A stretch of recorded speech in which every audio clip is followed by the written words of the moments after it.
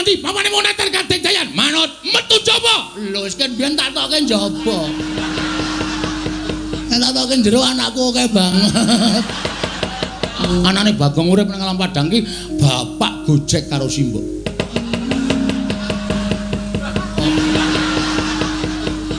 Gong tak mut ndasmu lho, Tru. Iki aku wis nesu tenan. Kowe ora nesu ya bapak dunakke wong Gedibal 17. Nek ade sing dunakke kowe ora masalah. Haromae. Sampeyan wis kebangetan ngunekke bapakku. Nek sampean ngunekke aku ora masalah. Nek bapak anane Bagong urip nang alam Padang ki bapak gojek karo Simbok. Nek gojek kebablasan bapak telat. Anjendel ning ndero dadi Bagong. Mula nek nganti kowe ngecek karo bapak, siji ngecek karo bapak, loro ngecek karo Simbokku. Wow. Tatae nyawa bol. Lho. Bol sapa? Jenengmu sapa? Baladewa Dundang. Bol kok ora gelem. Kaya sing apik Gong bol-bol ki jijiki ora. Ya men sisan ora ngunake bapakku ora. Metu jaba. Lho wis kan biyen tak tokke njaba. Tak tokke jero anakku oke banget. Aku ratu, wis ngerti. Kowe dadi ratu ki mergo tak coblos. Nek kowe ora tak coblos kowe ora dadi ratu kowe. Kowe mara ning nggon aku, gok ngaku tulungono. Aku kurang swara 14. Ora, kelingan ora. Sok kene tak nehi cakruk, nyatane ndi sprene tok bangun wae ora. Kaya ngono kok ratu. Ngelingono Mas, sampeyan iso dadi nganggo sandangan teng glebyan ngono kuwi mergo kawula cilik ngene iki. Mula aja sok ngendhek karo kawula cilik. Aja sok kowe ngidak cengelek kawula cilik. Kowe aja ngecek karo kawula ngene iki.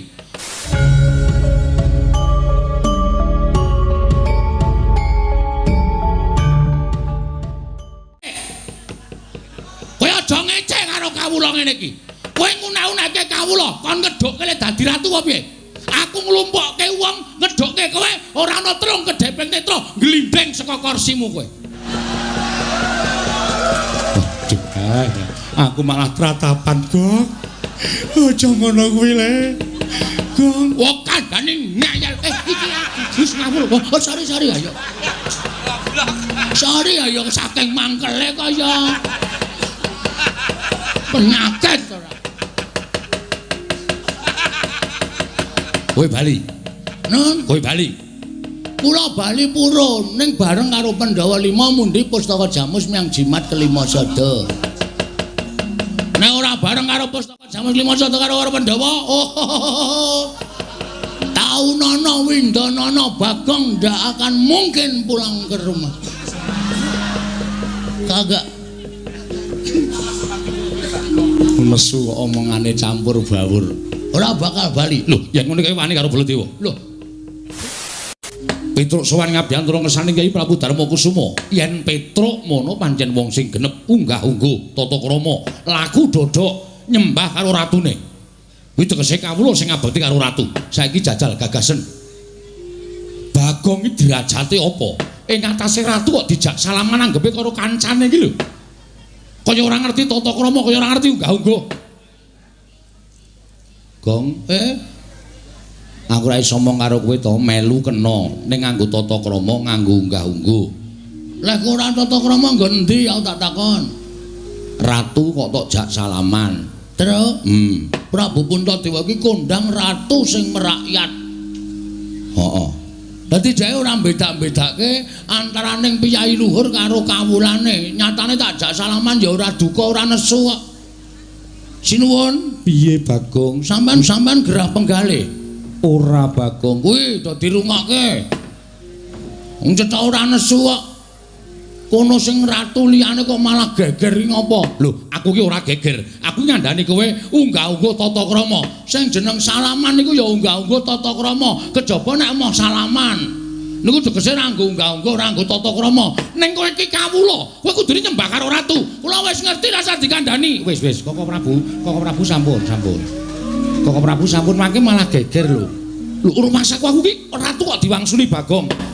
Lah mbok aku kawula ora entuk wangsulan ki terus apa gunane dinahi cangkem? Gong, aku moh nek ngono kuwi. Kowe melu aku iki ngreksa aku lho, Gong. Kowe kudu ngerti tata krama. Aku diwarahi kok karo ratu kudu nyembah. Sing tak ora tak sembah ora lara atine kok. Sing ora tak sembah do geger ki ngapa? Lho lah iya ning tata kramane ngono. Wis ta, kowe meneng. Lho, kok malah ngelukke aku meneng? Kowe iki melu aku Ha iya. Lah kok malah ngelikke aku? Petro, dalem wis ta, kowe iki wigatine apa matura? Iki kok nak geger kabeh.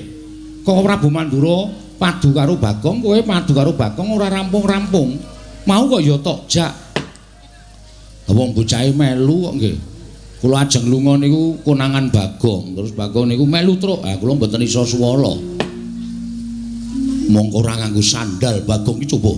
Munggah ning kedaton iki keramike wae kaya ngene resike kok dinyak-nyak Bagong sikile ora nggo sandal. Kowe kok ora nggo sandal kok Gong jebol ning dalane. Jebol ning dalan. Pedhot semok terpaksa cekeran aku. Besok meneh iki omong karo aku, matur tak tukokke ora. Petro dalem sinuwun. Padha kanthi harja sapraptem nira Petro. Tansah pinanganing kawidadan niring sambikala bekti kula kunjuk sinuwun. Iya Petro ndak tampa. Pangestuku tampanana niki sangat anggen kawin dadosaken jimat paripe. Ana kawan Bagong padha harja sapraptamu. Pangestunipun sinuwun Prabu Puntadewa wilujeng nering sambikala sinuwun bekti kula kunjuk nggih pun. Iya Bagong ndak tampa pangestuku tampanana. Nun nggih sangat anggen kawula dadosaken jimat paripe. Ponokan Petruk padha harja sapraptamu. Pangestunipun Sinuwun Prabu Ndarawati wilujeng den bekti kula kunjuk. Iya Petruk tak tampa pangestuku tampanana. Nun nggih sangat anggen kawula dadosaken jimat. Ponokan Bagong padha harja sapraptamu. Pangestunipun Sinuwun Ndarawati wilujeng nering sambikala bekti kula kunjuk nggih Sinuwun. Iya Bagong tak tampa pangestuku tampanana. Nun nggih sangat anggen kawula mindadosaken jimat paripe. Petruk kandung bolong padha harja sapraptamu. Pangestunipun Ndara Baladewa wilujeng bekti kula kunjuk nggih Den. Ya Petruk tak tampa pangestuku tampanana. Nun nggih sangat anggen kawula mindadosaken jimat paripe. Wong edan Bagong padha harja sapraptamu. Wong edan Bagong padha harja sapraptamu. Kuwi apa ora edan kuwi? Aku kuwi Nalendra nimbali Bagong ora tanpa diwangsuli karepe piye? Gong, mbok ya wangsulan to. Kowe wis tau weruh aku mlebu rumah sakit jiwa apa? Lah ya urung. Lah ya mbok ora dundang wong edan. Aku kuwi nang omah disembah anak bojo Tru. Nang omah dikajeni ro tangga tepare, nang kene dedan-edanke. Mbok wong ki ngajeni karo wong. Wong ki nek ora gelem dijiwit, aja sok jiwit. Wong ki nek ora gelem ditabok, aja sok nabok. Dumeh kono Nalendra aku meng kawula terus menang edan-edanke kawula ya ora entuk. Wah bener ngono kok. Kok Prabu menika ya lepat kok. Wong Bagong ora edan kok dedan-edanke. Wah, wangune lara ati tak unekke edan. Lara ati aku ndek perasaane. Lho. Ora basa karo aku. Ayo man kowe marahi terus kok. Ya wis. Wong bagus dhewe Bagong padha harja sapraptamu. Cah bagus dhewe Bagong padha raja sapraptamu. Lah iki aku ngunekke edan tadi wangsuli ngunekke bagus tadi wangsuli karepe piye? Wah, Gong. Kowe engko ora tak ajar dhewe lho Gong kowe engko. Iki marahi geger tenan. Terus, aku ki ngilo wis sok semaput lho. Kok dunekke bagus dhewe. Nek carane wong Jawa kuwi ngelulu, wong ngelulu ki ngungkuli wong ngece larane. Mbok wis biasa wae. Wong aku ki ya ora rumangsa bagus kok. Kok Prabu sampun, Bagong ngaten ki mawon. Bagong padha harja sapraptamu. Slamet. Lho. Aku ki ratu, iya ndeng lali aku nggih. Pengaturipun Ndara Baladewa wilujeng nering sambikala. Ya. Bekti kula kunjuk. Ya. Pangestuku tampanana. Nun nggih, mangkeke riku kapan-kapan tak jupuke. Lho, pangestuku kapan-kapan dijupuke piye? Alah, pangestu ora basae ngene gawe masalah. Bagong iki bribek-bribek terus. Ah iya. Petruk padha harja wilujeng Ndara Werkudara bekti kula nggih Den. Ya, Bagong. Nun. Aja gawe geger. Padha harja sapraptamu. Pangetunipun Ndara Werkudara wilujeng. Bagong padha harja Petruk. Nun inggih Ndara Janaka wilujeng bekti kula nggih Den. Iya. Bekti kula nggih Ndara Janaka. Iya Bagong. Nun nggih kok dangu mboten rawuh teng Karang Kadempel. Marai cicilan kula do telat. Iya sesuk aku tak merono Bagong ya wis ora ana kewajiban. Lah rak ngaten ampun dilalekke Panakawan, Den.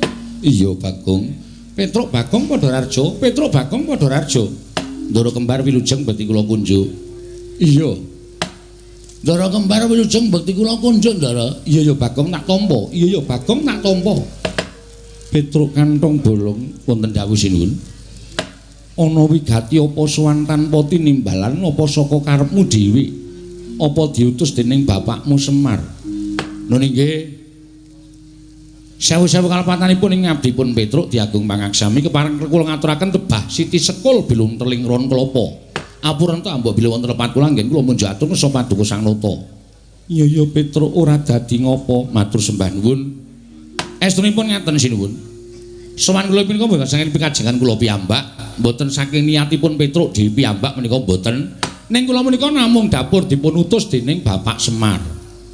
Bapakmu Semar utusan kowe, nggih. Bapakmu Semar kena ngopo teka utusan sira sowan ning Praja Ngamarta. Nuwun sewu kula tak sawetawis crita. Pun wonten sesasi niki Bapak Semar niku kaya wong lara ning ora lara, kaya wong masuk angin ning jane waras. Ning saben dina ming megogok enten ngarep pendopo pedukuhan. Penawange niku kosong, mripate niku kaya ora nyawang apa-apa, pendak dina mbrebes luwe metu mawon. Kula kinten nek bapak niku nangis. Mongko saben dicaosi dahar kali simbok ora didahar, caosi unjukan kali ibu ora diunjuk. Kuwatir ati kula tumuli kula sowan wong telu, Gareng, kula kali Bagong. Kula matur karo bapak, "Pak eneng apa? Nek bapak ki menggalih anak-anak, bapak ki menggalih apa? Nek bapak ki menggalih kula warga sing kepiye anak-anakmu wis mentas kabeh. Tur bapak ki wis tuwa.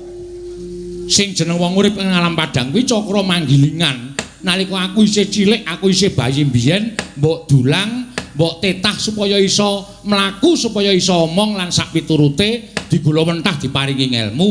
Ning nek anak-anak wis tuwa kuwi duwe kewajiban gula wentah karo wong tuwa.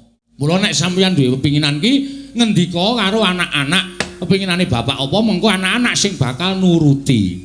Ngoten niku. Terus Bapak Semar niku krekel-krekel sikile medun saking kursi terus nyumet rokok. Terus ngendika ngenten iki. Blegegek ugeg sak nun sewu kula tak nirokke suarane bapakne Semar nggih sinuwun. Ya Petruk ora apa-apa. Mengko mundhak enten tetembungan undhak ing pawarta sudaning titipan. Nek kula ora nirokke suarane bapak. Apa tegese undhak ing pawarta sudaning titipan? Undhak ing pawarta jaman sak mangke sampun lembrah. Tegesipun sak mangke bahasanipun modern nika hoak. Iya. Upamanipun ler dusun menika wonten ula gedene sak jempol, mengke kabar tekan kidul dusun wis ana ula gedene sak kempol, tekan kidul melih pun wonten kabar ana ula gedene sak glugu. Kabar kali kasunyatan menika mboten sami menika sampun merembah wonten pundi-pundi papan. Undhak ing pawarta menika sudaning titipan menika malah sak mangke sampun dados adat budaya saka dhuwur grojok-grojok tekan ngisor ming tetes. Niku wis biasa. Iya. Pun pundi mawon pun wonten riku niku. Iya Petruk nggih. Iya, sak banjure piye? Lah, bapak ngendika ngenten iki. Truk. Aku jane gagas karo kahananku. Aku ki wis tuwa, Truk. Ning isih dipercaya dening para kawula sak Karang Kadempel supaya nyekel marang kendho kencenging Karang Kadempel. Tegese aku dadi pengareping Karang Kadempel. Mongko Karang Kadempel saiki kanane beda karo mbiyen. Ora mung Karang Kadempel, tak wawas negara Ngamarta iki kanane beda kalawan mbiyen. Ngamarta sing mbiyen dadi negara ingkang adil, makmur, warata, tias bagya mulya. Ngamarta sing biyen uripe kawula tentrem, sayuk, rukun, matsinamadan, daya dinayan, tunggal cipta rasa karsa lan karyane saiki wis beda. Kawula saiki wis padha koncatan rasa kamanungsan, koncatan moral, tegese krisis moral. Buktine Neng kono-kono akeh regejegan, neng kene-kene akeh padha bentak sirah. Neng kono tukar padu merga perkara sing sepele. Wekasan mentala karo sedulure, mentala karo tangga teparone, mentara karo sanak kadange. Lah Ngamarta sing kaya ngene iki nek dinengke wae, negara Ngamarta ora bakal kuncara, ning bakal remuk bubuk dadi rempon. Mula aku sing dadi kewajiban momong negara Ngamarta duwe kewajiban benerke negara Ngamarta. Mula aku niat bakal mbangun kayangan. Aku lho kaget. Gareng ya kaget, Bagong ya kaget. Kowe kaget ora, Gong? Ora. Mbok kaget to, Gong? Kaget aku. Ngono. Ngono. Kula kaget. Bapak ajeng bangun kayangan niku bapak niku duwe napa? Wong bapak niku wong sekeng, wong kere, wong ora duwe kawula cilik kok arep bangun kayangan. Kula ajeng matur ngonten bapak wis ndisiki sik. Kowe aja ngira aku arep bangun kayangan iki papan sing magrong-magrong dumadi saka Cak Mas Jamrut Hergeni kuwi ora. Ning aku pengen bangun kayangan iki pengen bangun morale para kawula supaya uripe pindhane eneng kayangan. Kayangan iki kebak kanikmatan. Kayangan iki kebak katentreman, kayangan iki kebak kabungan, ora ana rasa regejegan, ora ana rasa padha memungsuhan, ora ana wong sikut-sikutan, ora ana wong plirik-plirikan. Ning kono ayem-ayem tentrem. Mula aku pengen uripe kawula sak negara Ngamarta ki mbane urip eneng kayangan. Ngoten. Lah terus pripun, Pak? Kula matur ngoten. Ning syarate ngene, Tru. Kowe tak kongkon sowana pepunden Pandhawa aturana rawuh ning Karang Kadempel, Pandhawa 5 cacahe jangkep aturana rawuh ning Karang Kadempel, sinambi mundi pustaka jamus miang jimat kelima sada. Lah sebabe napa kok para Pandhawa dadak rawuh teng Karang Kadempel, Truk? Kawula ora butuh diwenehi dhuwit. Kawula ora butuh digaweke papan sing magrong-magrong. Ning kawula ki butuh dicedhaki rasane. Kawula ki butuh digatekke. Kawula ki nek dicaketi karo pengarepe, wah kuwi dadi cambuk, dadi pamecut, nggone bakal mbangun negara, nggone bakal gumregah rasane, rumangsa handarbeni negarane, wekasan tresna karo negarane, tumuli mbangun negarane. Niku ngoten. Dadi para Pandhawa menika tedhak wonten Karang Kadempel menika supados nyaketi sangganing para kawula. Mboten wonten namung ingkang wonten Kutagara, ning mapan wonten ing Parden, mapan wonten Karang Pradisan sedaya dipun caketi, dipun elus manahipun para kawula saengga pitados kaliyan pangarepipun bilih pangarepipun menika mboten supe dhateng para kawula. Mila sawan pangsalanipun Sumrabu Darma Kusuma menika ingkang sepisan kula dipun utus dening Bapak Semar supados samboyong dhateng jengandika sinuwun sak kadang-kadehan rawuh wonten ing Karang Kadempel sak mangke sinambi mundi pustaka jamus miang jimat lima sada cekap semanten atur kula akhir kata wassalamualaikum warahmatullahi wabarakatuh. Wis selak garing cangkemku omong terus ora ana. Dados niki Semir ora ngawur, Semir ki lurahe kene. Semar aku iki melu-melu kowe, Gong kerangan. Iki bengi iki aja nyebut Semir. Semir ki undangane cilik-cilikane lurahe kene. Oh. Niku ajeng bangun kayangan syukur bage. Bapak niku diteruske le dadi pangareping para kawula mboten namung sak gedhagan menika. Mergi Karang Kadempel diasta dening Bapak Semar menika nyatane ya apik, kemajane wangunane ya apik, tur dipercaya dening para warga masyarakat. Ngoten, mboten sagonta ganti sak mangke Bapak ugi kawisuda minangka dados pangareping para kawula ing periode selanjutnya. Ngono to, Gong? Mboten mawon. Bangane ganti durung karuan dingerteni kepinterane, bangane ganti durung karuan dingerteni kaya ngapa kridane minangka dadi pangareping masyarakat, padha karo milih kucing dalam karung. Lho. Bon iki mawon sak teruse diparingi wekdal, dicaosi wekdal Bapak supaya luwih ngrembakake Karang Kadempel supaya luwih iso memajukan pembangunan lahir batin Karang Kadempel. Wonten niku cekap semanten atur kula menawi wonten lepat diagung pangaksama Petro Nun. Pandhawa kuwi ora mengaku. Oh nggih. Lah terus nanging Werkudara Janaka kembar ya Pandhawa aku tak taren karo kadang-kadangku dhisik Petruk. Oh menika langkung prayogi, malah sae menika. Werkudara, nggih. Wis midhanget ature Petruk munggo penemuning Siadi. Ayo mangkat. Petruk. Nun. Yen bapakmu butuh prabeya, aja metu saka bapakmu. Ning jupuka saka Jodipati. Dinggo srana wewangunan bangun kayangan bapakmu. Wragate saka Jodipati dientekke ora apa-apa. Alhamdulillah. Gong proposal 1 masuk. Poin, Gong. Wah, lumayan iki. Petruk aja ming Jodipati, Maduka ora ditawu bandane ora apa-apa. Waton bapakmu kasembatan bangun kayangan. Petruk, yen perlu kasatriyanku digadhekke sik ora apa-apa. Waton bapakmu kelakon bangun kayangan. Truk. Omongane bapak aku bendahara ya. Oh. Bareng danane masuk kok njur ndapuk bendahara ora. Weh, aku ki wong arep elek dhewe kok ana omongane sapenake dhewe aku ki wong jujur e. Oh beda karo gareng kan atau dapuk bendahara jelas entek dite. Aja iki didapuk bendahara RT ditilepke kok. Gareng kae ya. Nek ora aku wis ora ana sing iso nampa dhuwit-dhuwit saka Ndara Werkudara, Ndara Janaka kuwi. Iya Petruk yen to pancen mengkono. Aku bakal budal marang Karang Kadempel Petruk. Yayi, kula nuwun sewu. Lah kok aneh sareng wonten sawanipun Petruk, aturipun karo Kang Ndrawati dipun kiwakaken. Mongko sawanipun langkung rumiyin kula tinimbang Petruk. Lah kok malah samangke dipun tampi menika aturipun Petruk, lajeng adilipun wonten pundi Yayi? Nuwun sewu sinuwun. Kok wonten pengendikan kados mekaten menika wonten perkawis? Iya Petruk, pripun? Sinuwun Ndrawati rawuh mrene. Nggih, terus panjenengan nyuwun ngampil pustaka Jamus Kelima Sada. Lho, kagem napa?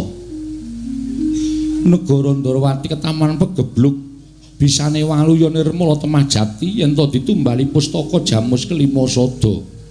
Mula aku bingung Petruk, ngendi ingkang kudu tak dhisikake? Ndrawati apa Karang Kadempel? Oh. Ngoten to. Iya Petruk. Gong. Proposal ra sida masuk, Gong. Ha piye? Sinundrawati rawuh. Heeh. Karepe sediane Sinundrawati iki negarane ketaman pegebluk. Terus isane waluya nek ditumbali pustaka Jamus Myang Jimat Lima Sada, mongko awak dhewe sowane kalah dhisik karo Sinundrawati. Terus sinuwun Puntadewa piye kuwi? Bingung penggalihe. Nek aku tak matur ya, Truk, ning nganggo tata krama lho. Siap. Nganggo unggah-ungguh. Heeh, ora waton omong, iki ngomong ning ngarepe Nalindra. Heeh. Nuwun sewu sinuwun. Sinuwun. Lagi pisane wis kleru iki ora. Nuwun sewu sinuwun. Iya Bagong piye? Mboten ateges kula arep bar-bar pisang. Abubut-bubut jengkol. Nanging sedaya menika namung dapur badhe kepengin nglairaken pangunek-unek ing atos kula. Apa? Atos. Atos ya ati, ora usah dibasake. Ati kula sinuwun. Iya piye Bagong kepiye munggo penemumu ngeten. Saniki cara agal-agalan mawon carane mikir nggih nuwun sewu. Nuwun sewu lho. Iya Bagong, saniki ngeten. Sampeyan nuwun sewu, kula badhe nyuwun prisa kalih Sinun Prabu Puntadewa. Panjenengan ya percaya nek Ndrawati ketaman pegebluk, bluk. Ya mesine percaya iki dawuhing Kaka Prabu Ndrawati. Oke, ndak apa-apa. Lho. Basa Indonesia barang iki men-men kaya nggon TV lho, Truk.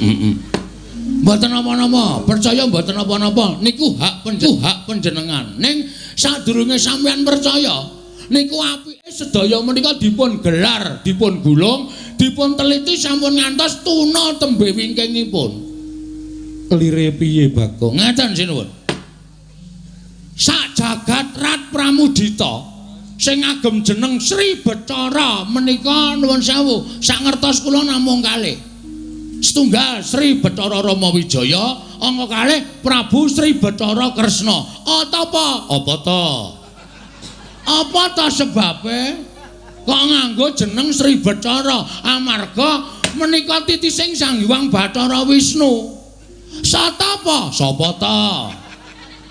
Sapa ta Bathara Wisnu? Niku dewa sing tukang nentremke jagat, dewa sing tukang ngandung kabagyan. Nuwun sewu lho, saniki dipikir ngeten mawon, carane wong lumrah mikir. Negara Wirata niku ratune sing dadi ratu biasa. Ngastina niku ratune Prabu Duryudana, niku ratu jahat, ratu angkara murka. Monggo dewa ndawahaken pegebluk niku mesti di tempat-tempat sing wonge wis ora iso. Napa niku? Wah, mudhar ora kowe. Wonge wis ora iso eling, tegese wis ora iso manembah karo kersaning Gusti, dijak insaf ora gelem, anane mung tumindak sak kepenake dhewe. Niku Gusti mesti paling welaking Jawata. Lah upama Gusti niku paring pegebluk, niku mesti teng negara Ngastina. Ra mungkin Gusti paring pegebluk kok tenggene negara sing dilenggahi ratu sing titis dewa. Lho niku ra wis ganjil to? Nggih to? 1. Terus, sing nomor 2. Nuwun sewu sinuwun. Sing nami Pustaka Jamus Lima Sada ajeng dinggih tumbal. Niku api-apike ming dipendhem. Monggo Pustaka Jamus Lima Sada menika panggesanganipun para Pandhawa kacariyos menika panggesanganipun kawula sak negari Ngamarta. Nek Pandhawa koncatan Pustaka Jamus Lima Sada niku badhe apes jurite, apes jayane. Wong sing ora seneng karo para Pandhawa ajeng gawe cintrakaning para Pandhawa niku angel mijet wae ngranti suwe banyu sinaring. Monggo nek digawa teng Ndarawati menggo tumbal. Tegese Pandhawa kelangan kekuatan. Nek Pandhawa kelangan kekuatan, nek Pandhawa ana apa-apa, sapa sing kapitunan? Niku angka 2. Ana neh raga ngono iki pokoke tak kupas tuntas. Iya. Ning nek ana masalah kowe lho, Tru. Lho. Kok nek ana masalah aku piye? Pokoke aku mung ngomong nek ana masalah rampung ngono. Ya wis. Angka 3. Angka 3. Jaman saniki niku akeh wong sulapan. Anjen. Jaman saniki niku akeh wong sulapan. Ula dadi dhuwit. Dhuwit dadi meja. Aku biasa nek dhuwit dadi meja kuwi. Heeh. Terus BPKB dadi dhuwit niku wong sulapan. Ngoten. Terus akeh wong nyewake sandangan. Nuwun sewu lho, mboten kula menika curiga. Cubriya kalian Ndarawati babar pisan mboten. Ya nek niki sinuwun Ndarawati tenan. Lho nek palsu, nek panjalmaning mungsuh, monggo pusaka wis baca diparingke Prabu Kresna. Monggo sejatine niki mungsuh. Apa Pandhawa ora kelangan? Napa Pandhawa meneng mawon, Pandhawa mboten lantip panggrahitane. Maringke pusaka wonten panjalmaning mengsah niki mengke kriwikan dadi grojogan, geguyon dadi tangisan. Mula sak menika Ratu Lenggasiniwaka niku ampun ngantos nganggo netra lair tok, ning nganggo netra batin. Inggih menika permana sejati, aja nganti ketrusuban. Wapokmu kapan? Aja nganti ketrusuban telik Mangendra Jala ingkang marajal saka sela-selane Garu. Oh, apik ta, Tru. Mulane aja sok ngecese aku ya ndek sastra. Ya ndek sastra aku sastra patri. Sastra patri dengkulmu kowe ora. Padha ngoten, patri menggalih. Ya nek Kresna tenan, nek udu, wah wis kebacut meneke Pustaka Jamus Lima Sada jebul diweneke Kresna palsu. Wah, Pandhawa kapitunan sinuwun.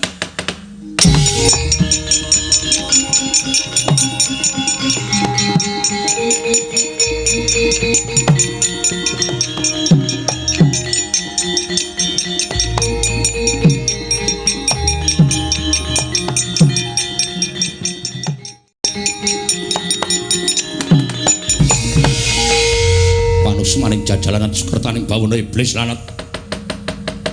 Petro kan Lombolo. Ngandera, kowe iki senengane gawe masalah kok. Dinaes ngene iki piye? Aku meng ngomong kok. Nek ana sing nesu ya tandang ngono. Tapi jenenge kurang tanggung jawab.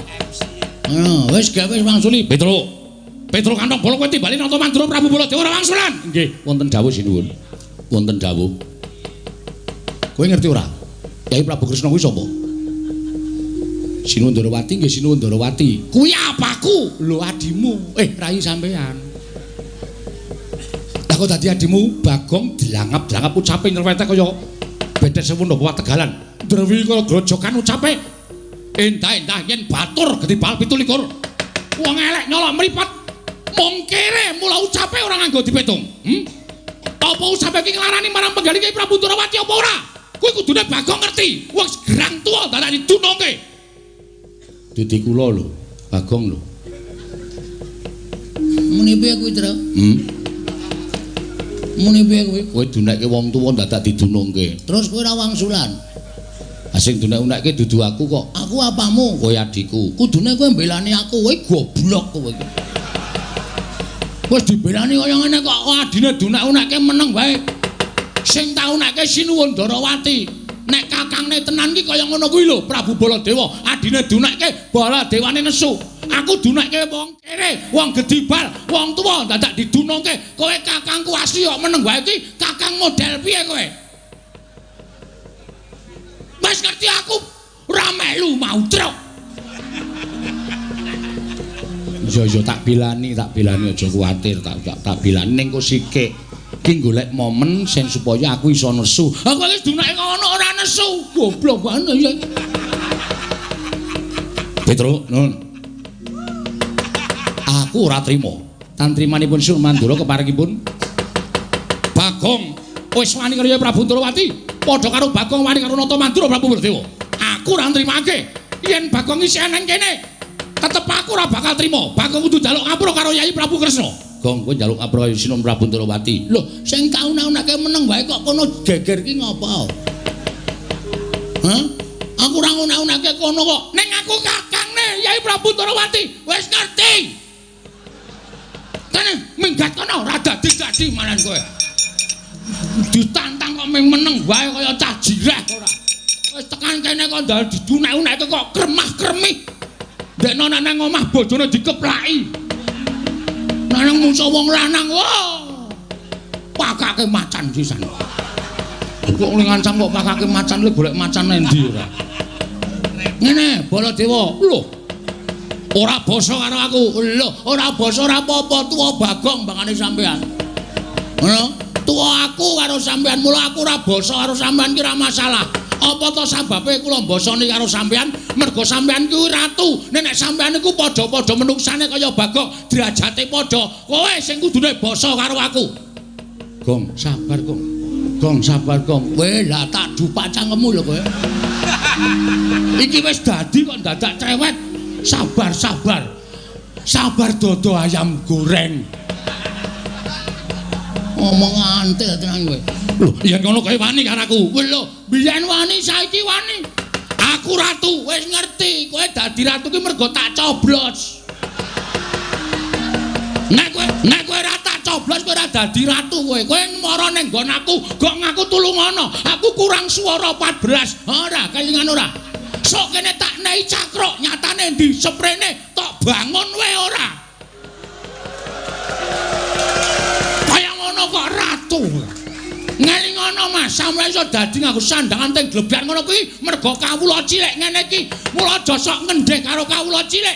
Aja sok kowe ngidak cengelek kawula cilik. Kowe aja ngeceh karo kawula ngene iki. Kowe nguna-unake kawula, kon ngedhukke lek dadi ratu apa piye? Aku nglumpukke wong, ngedhukke kowe ora ana telung kedheping netra, glindeng saka kursimu kowe. Aku malah tratapan, Gong. Aja ngono kuwi le. Gong, kok kandhane ngayal. Iki wis ngawul. Oh, sorry ayo. Sorry ayo saking mangkele kaya penyakit ora. Kowe bali. Nun, kowe bali. Kula bali purun ning bareng karo Pandhawa 5 mundi Pustaka Jamus miang jimat kelima sada. Nek ora bareng karo karo pustaka Jamus Klimaca karo Pandhawa. Oh. Taunana Windanana Bagong ndak akan mungkin pulang ke rumah. Kagak. Nesu kok omongane campur bawur. Ora bakal bali. Lho, yen ngono kowe wani karo Baladewa. Lho. Kula niku mboten ajeng wani karo sampean. Sampean niku nalendra, wajibe kula ajeni. Ning nuwun sewu nggih Mas. Teng tanah Jawa niku wis ditulis karo para pinter, ditulis karo para pinisepuh, diserat karo para kiai, diserat karo ulah agama. Nek kowe kepengin diajeni ngajenono. Nek kowe kepengin disembah nyembah. Nek kowe kepengin di tata kramani ya tata krama karo sak pepadane. Ning nuwun sewu, sampean wau ngajeni kula napa? Sampean wau tata krama kalih kula napa? Monggo nek didelok umure tuwa Bagong, sampean ngunekke kula gedhi bal 17, wong elek nyelok mripat mung kere. Mas, sandangan iku sesuk ora diukur karo sing gawe urip. Bondo donya sampean iku sesuk ora diukur karo sing gawe urip, sing diukur mung kelakuan sing apik. Derajat pangkat ki ora dadi ukuran ning ngarepe sing Maha Kuwasa. Ngono dipeng-pengke ora. Sing dadi ukuran kuwi kelakuan apik. Arep Bagong rupane kaya ngene, mung nganggo sarung, mung nganggo kathok suwek. Sampeyan nganggo busana keprabon ning iso sesuk waktu di sana sampeyan tak nggo ancek-ancek mlebu swarga. Sampeyan sing tak ndlepke ning neraka. Mergo sampeyan duwe derajat pangkat dienggo ngendak wong sing ora duwe kaya ngene iki. Penyakit manusia macam apa kamu? Manusia macam-macam ya? Koko Prabu sampun mangke mindak mboten kan Gusti. Aku ora trima. Iki nek karepe piyayake aku diundang-undang karo Bagong, malah diundhomono karo Bagong. Kowe saiki bali kono karo bapakmu. Bapakmu ki wong kere, bapakmu ki gedhi bal 17. Wong bapakmu ki wong elek nyolok mripat. Bapakmu ki meng batur arep bangun kayangan ki sing goragat apa? Bapakmu wong ora gablek apa-apa. Kon ngilo karo gitoke, kon ngilo karo cengele Semar. Duwe gegayan bangun kayangan, cebol kaya wulan wuta ngitung lintang tangi kelakone jebak wurunge.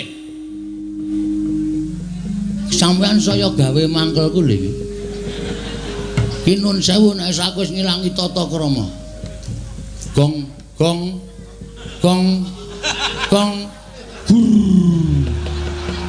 Tamut ndasmu lho, Tru. Iki aku wis nesu tenan. Kowe ora nesu ya bapak dunekke wong gedhi bal 17. Nek ade sing dunekke kowe ora masalah. Haromae. Bapak ki metu saka omah jegoke kirik-kirike tak bleh kok. Rumangsane kok dunek-unekke karo Baladewa. Mas. Sampeyan wis kebangetan ngunekke bapakku.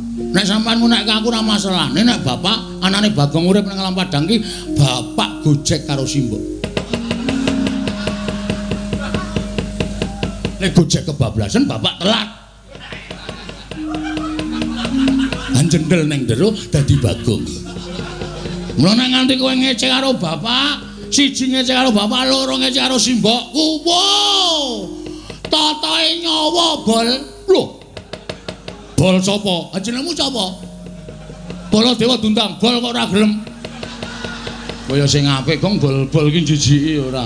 Ya men sisan ora ngunake bapakku ora. Yen ngono kowe wani karo Baladewa, sing tak wedeni apamu? Walah dalah yo.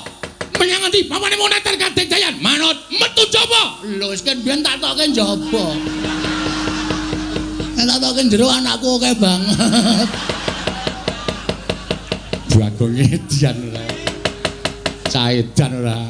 Kaya ngono kok do ngomongke. Ngendi? Papane neter kadek dayan. Wah, ora minggat. Ketiban Kyai Nenggala jeblok wetengmu. Gong, kowe meneng bae Gong, lak taleh kalih kula ora karo Bagong, padha gedene sinun. Ayo, metu coba Petro.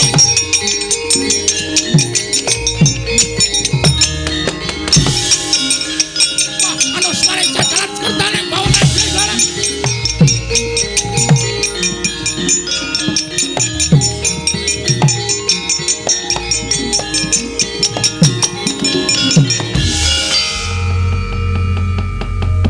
Sing tantang-tantangan Bagong kok sing gelut Petruk. Nek pancen wis diset lho. pun disetel. Kula teng dalan wau pun Kang Senan kalih si Petro, "Tru, engko nek nang kono gawe dadi geger mergo iki sediane bapak yo ora baen-baen." Terus kula mandheg kalih Petro kalih ngombe wedang teng angkringan. "Ngene wae, Tru, gandeng nek nesu ki wangun aku mbangane kowe. Nek gegeran sing nesu aku ning nek gelut kowe lho, Tru." "Oh ya, siap." Ngoten niku mula niki wau janjane pun disutradarai. Oh. Karo sapa? Kalih kula kalih Petro. Iya, Bagong. Nggih. Lah terus kowe arep ngopo? Ha niki ngaten mawon, prasaja blak kotang terus terang gandul. Gandeng Petro wis entuk mungsuh. Iya. Baladewa niku kakangane Kresna, Petro kakangane Bagong. Pripun nek sakniki digawe kakang mungsuh kakang, adi mungsuh adi. Kok kewanen kowe? Wis pun niki pun tak tekati mudhar mbok wis men wis. Mati kula wujuti ra apa-apa ning omah ya mung doyak-oyak mendring kowe kok. Esuk 2000, awan 2000. Sore 2000, entek-entekan tenan. Kon kula tinggale mudhar mawon. Lho yen kowe arep wis niat arep tekaning pati nantang Koko Prabu Kresna, apa kowe wani? Lho wani nantang ora wani temandange piye? Koko Prabu wonten dawuh dipun tantang Bagong. Kowe nantang aku apa? Anak kono wani? Lho nek aku mesti wani wong aku ratu kok ditantang ora wani iki tegese aku dudu ratu. Nek ngono dadi iki. Iya dadi. Nek pancen wani madhep rene. Aku ngungkurke ratu dosa kuwalat. Tak wenehi palilah, Yayi nyuwun palilah Bagong supados madhep mriki. Bagong madhep Omrono. Siap. Gayeng niki. Baladewa mungsuh Petro, aku mungsuh Kresna. Ya men kari tumbuk bejane sapa sing entuk kanugrahaning Gusti. Bengi iki nang kelurahan Hargamulya. Kresna kalah karo Bagong. Wah, ngendini tak pasangi pamflet. Kresna KO ronde ketiga. Edan kowe. Ora edan serius iki. Wong arep gelut kok dadak guyu barang edan kowe. Ora dadi gelut nek carane ngono. Iya, iya. Wani tenan karo Sing tak wedeni apamu? Wah, Bagong kowe aja edan. Meneng ora kowe? Oh, bolok anto, Werkudara to. Wah, ngapunten danjen ngapunten. Oh, edan karo bendarane. Niki ajeng gelut. Aja wani karo Kresna. Pun to sampean mawon, Werkudara meneng aja melu tak jajali Bagong. Semangkean temen. Amen. Ya semangkean. Lho, iku semangkean apa? Nyilih pustaka Jamus Lima Sada. Arep tak nggo tumbal. Ayo. Apa pancen negaramu ke Taman Pageblok apa piye? Lho, negaraku Taman Pageblok. Buktine apa? Buktine kena dibuktekake ning negara Ndarawati. Oke, ayo rono. Lho, aku lagi tekan kene sawetara. Kok dadak kembali? Aku kesel Bagong. Nah, iki ketone arep ngapusi. Ketone arep ngapusi. Wis ngene wae. Kowe karepmu piye? Ngene wae. Kowe karepmu piye? Lho. Nek kowe mau nantang karo aku tak ladeni piye? Oke, ora masalah. Aku ya ora wedi karo kowe. Iya. Ayo, nek pancen kowe duwe kadigdayan ketokno. Oh, aku ora tau duwe kadigdayan. Aku ki kadigdayanku mung buruk. Pokoke wani ngono wae.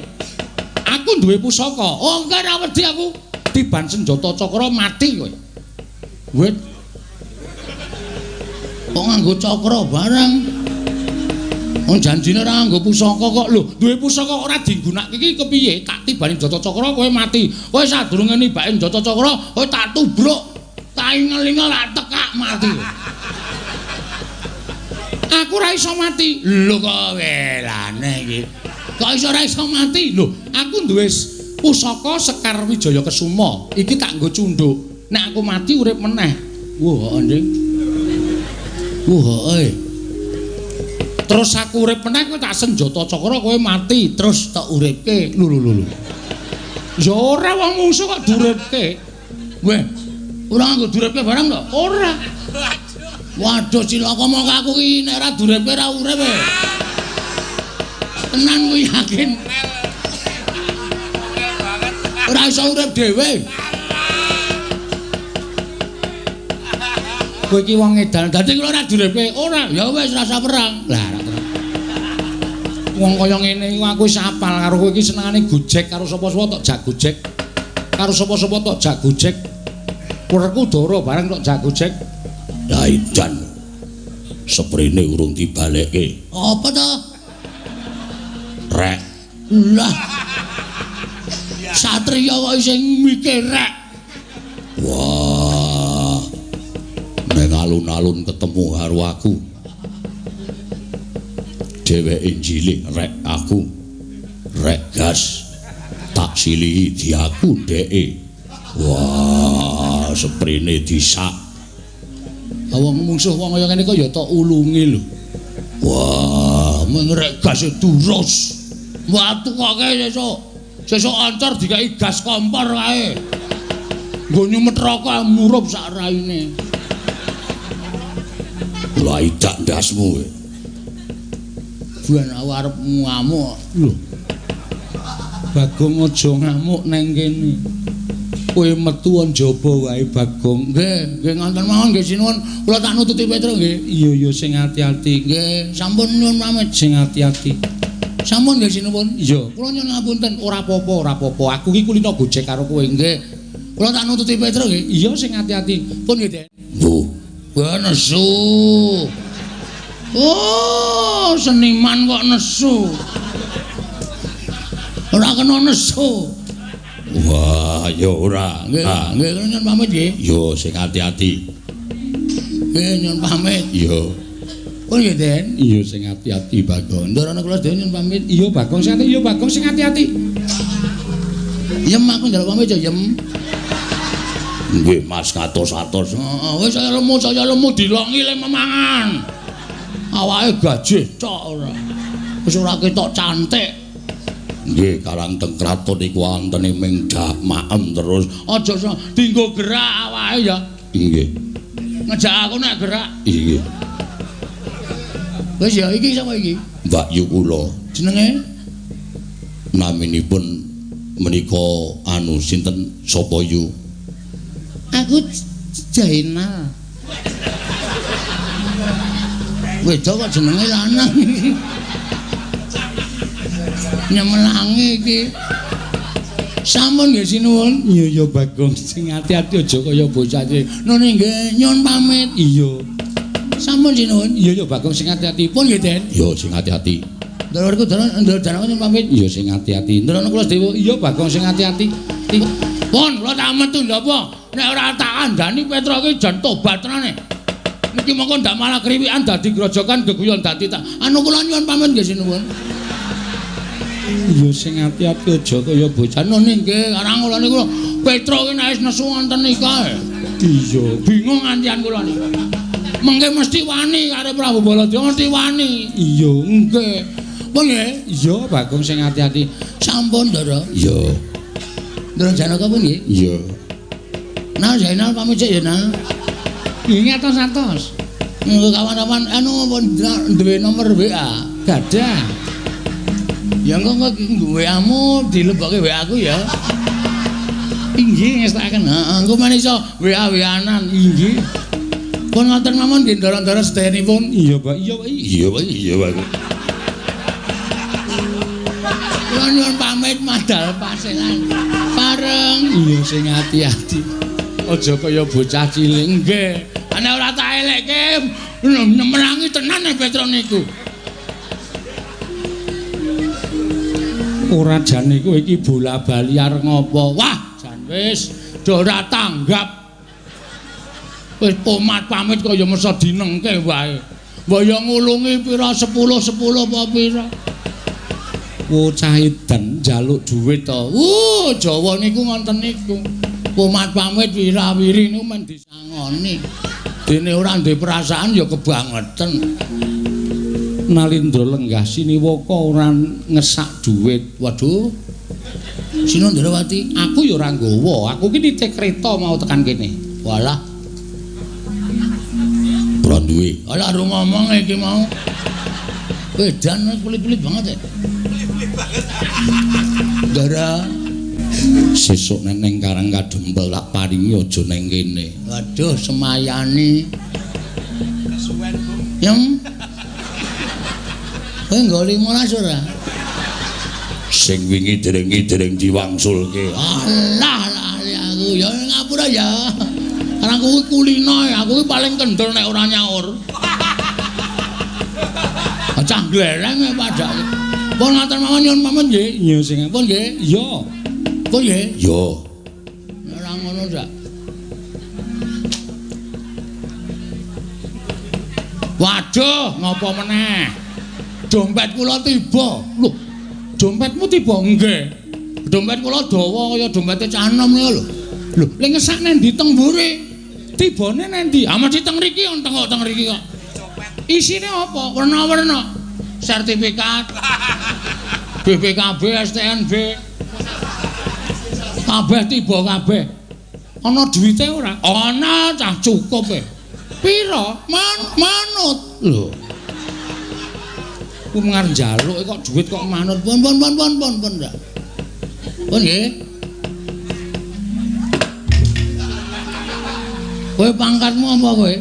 Kula Tumenggung. Tumenggung sapa?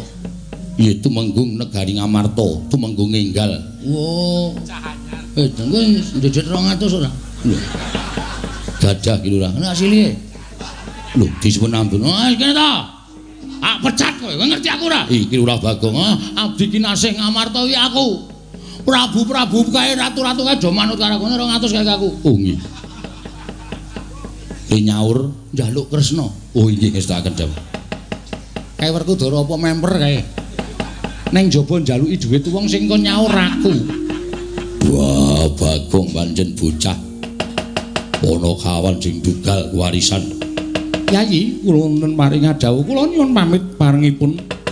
Madal pasilan kula badhe menggak kamurkanipun Koko Prabu Mandura. Kula semanggaken paduka Kanjeng Koko Prabu Ndarawati.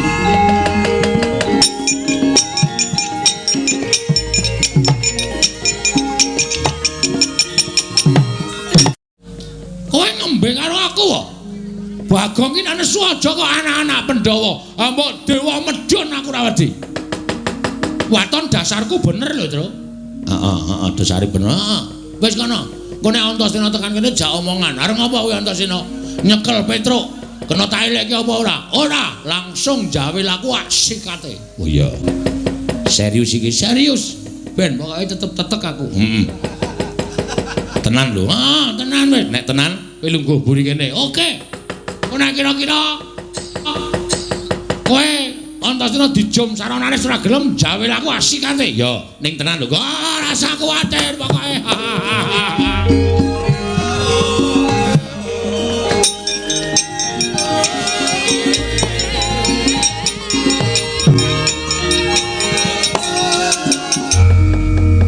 Teko tenan wong iki. Wis takoni rasa kuwatir. Bekti kula nggih, Den. Ya, tatompo, Truk. Pangestuku Tamanana, nggih. Pun sewu kok pasuryane ketoke kok abrit. Sajake kaya nesu kali Petruk. Terus aku tak takon karo kowe, nggih. Apa kowe wani karo Mandura ya? Sing ngendika sinten? Sing ngomong si Mandura. Kowe wani karo si Mandura. Ya ngono apa piye? Nek upama kula wantun saestu pripun? Mapano, lak bondo tanganmu tak krincung sikilmu. Nek kula mboten wantun niku mung gawe-gawe Sira Mandura, kowe kudu iso ngaturake. Sebabe apa? Kudu iso kandha karo aku. Kowe wani karo Sumandura padha karo kowe wani karo wong-wong Pandhawa. Kowe ngorek-orek marang raine anak-anak Pandhawa ora bakal ilang selawase urip. Gong. Ayo le. Ayo wis tak jawil. Sik Truk, wetengku lara. Lara piye? Mbah iki mangan apa kok penjelut ngono. Waduh, sik Truk. Wah, iki nek arep perang ra iso iki wetenge lara. Waduh. Ah terus piye iki? Jam omongan sik. Ngono nek mari tak sikate. Oh iya, iya. Diulur wektune, Truk. Iya. Nuwun sewu, Den. Nek kula ajeng manggebuki gedhe-gedhene kula ajeng mangpateni kula niku mboten ajeng pripun-pripun. Kula mboten ajeng elak. Nek Waton Petruk salah lho. Waton Petruk luput monggo. Kula niku kawula sing tetep karo pernatan hukum negara Ngamarta. Sapa sing luput kudu dipidana. Kula niku manut. Ning nuwun sewu. Sampeyan niku nampa pelapuraning Ndara Baladewa nek ana lelakon kaya ngene iki, ana masalah karo Petruk, sampeyan aja nampa sepihak. Aja nampa lapure Ndara Baladewa tok, ning Petruk mang takoni perkarane pripun, merga mriko kalih mriki mesti benten. Mriko digawe-gawe versi mriko, mriki ya tak gawe-gawe versi kula, ning Petruk ora gelem gawe-gawe. Petruk jujur apa anane? Lah perkarane apa? Perkarane ngeten. Kula dikongkon bapak ajeng bangun kayangan.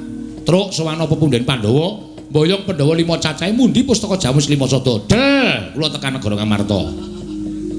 Iya, terus tekan mriku pun nonton Sinuwun Ndarawati.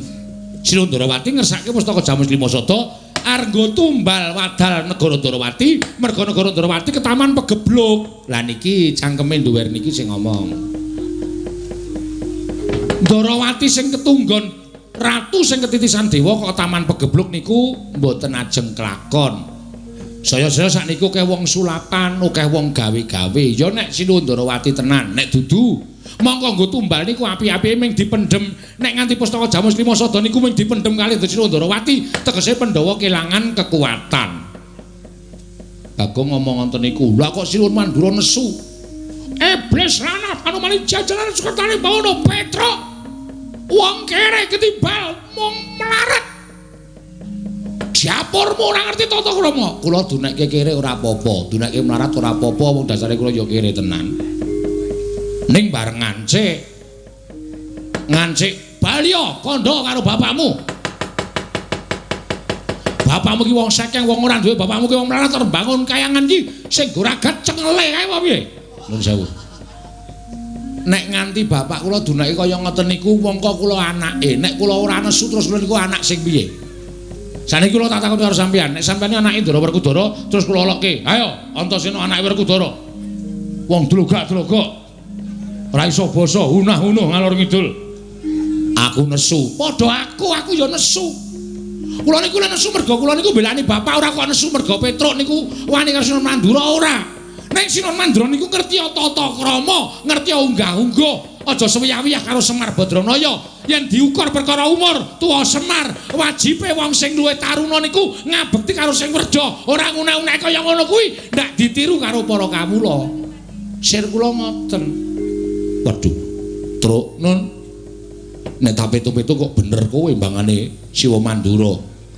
Akhire panjenengane iso mikir kok ngarahke Petruk.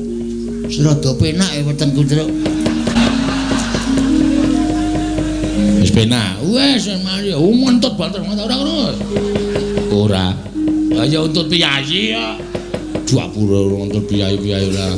Wis rada penak iki piye? Sikat ya? Sikat apa piye? Kusike wis. Iku wis rampung rembuke kok sikat-sikat ora. Nyikat jubin kono. Padake ora. Truk Nun.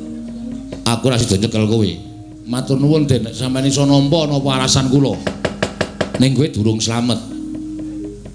Maksude sing goleki kowe dudu ora ming aku. Terus Kakang Antarja, Kakang Garukaca.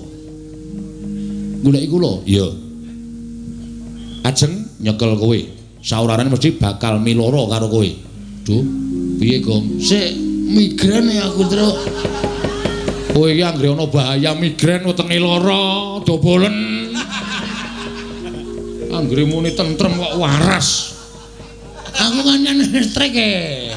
Ngono kuwi sistemku e. Sistemku ora nyengit senengane. Wis pokoke ditanggung wong loro. Ora usah wedi. Ning aku wering karo kowe ya, Truk. Muling pripun? Nek kowe dikapak-kapake Kakang Garukaca aja males. Lho, aku kula ora entuk males pripun? Nek kowe lara tak tambani, nek mati tak uripke. Ngangge napa? Aku duwe banyu sungut iki digdaya, iki ampuh. Iki nek tak peres metu banyune. Iso nggo nambani wong lara, nggo nguripke wong mati. Nggih. Dadi Kakang Garukaca nek tekan kene, kowe arep dipiloro, kowe manut wae utawa kowe gawe sandiwara supaya Kakang Garukaca wedi karo kowe. Oh nggih, siap.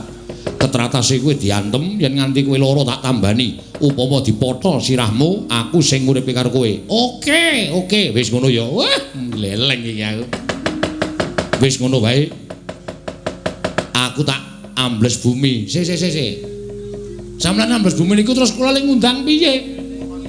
Kula ora ngerti ana apa-apa. Si terus tak nampani sepret. Ya. Bagong ki ora senengane kok ya. Wis lah mesok. Nggih ngoten mawon, wis ngono wae aku tak ambles bumi ya nggih. Santos-santos ya.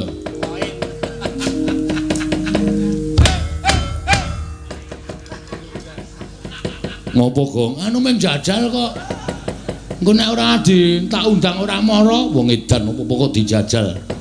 Dijajal nek lobo bareng. Lambene ra. Ayo terus semangat 45. Galuh kae gendherane. Ya, ku mlebet tang awe-awe abang putih sanjuane iku lambang sejatine pokoke sapa sing arep gawe patine Semar utawa gawe cintrakane Semar luwe-luwe arep gawe cintrakamu terus diwaneni Ndara Antasena siap sumadyo mbantu arek kowe ya ngono ya kok